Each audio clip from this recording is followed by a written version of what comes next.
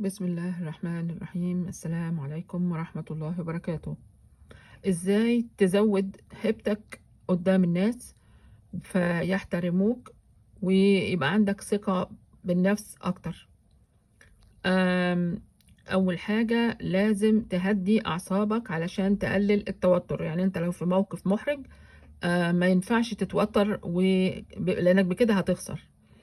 لا تعتذر طول الوقت، ما تفضلش كل شوية تقول أنا آسف على حاجات صغيرة، لأن ده هيخلي لما تعمل حاجة كبيرة أسفك مش هيبقى له أي معنى.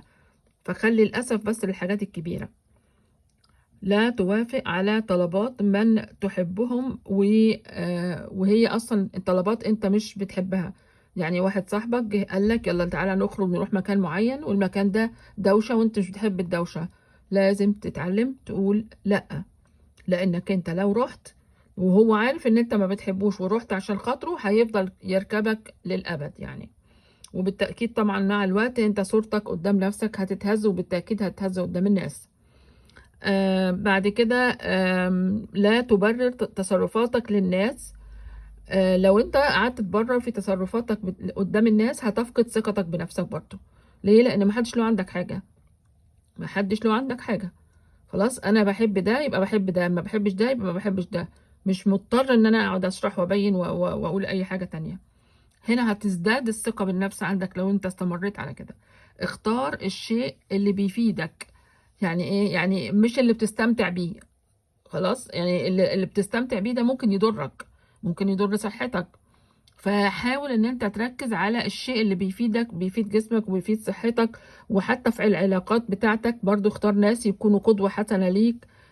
مش الشيء اللي هيمتعك او الشخص اللي هياخدك كده يفرحك شوية وبعد كده هيوديك في 60 داهية. غير تفسيرك للأحداث. يعني ايه؟ يعني خلي عندك وجهة نظر إيجابية. كل بني ادم هتمر عليه احداث سيئه، المفروض ان انت تبص لها وتقول الحمد لله ان ما حصلش كده، الحمد لله ان ما حصلش كده. ده هيساعدك انك انت ما يجيلكش اكتئاب بعد كده، وانك انت تقدر تواجه العالم حواليك طبعا بصوره ايجابيه وما تضعفش قدامهم. بعد كده في حكمه بتقول ما تمارسه يوميا ستتقنه بكفاءه. يعني ايه؟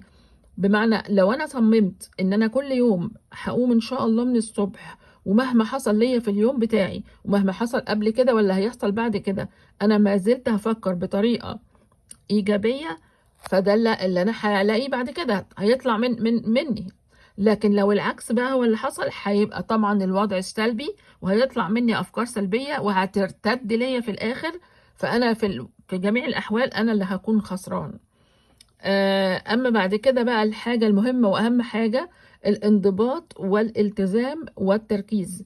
يعني لابد إنك أنت تصمم على الثلاث حاجات دول علشان تنجح وتزود ثقتك بنفسك.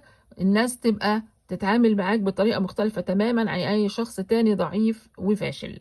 وربنا ينجحنا جميعا.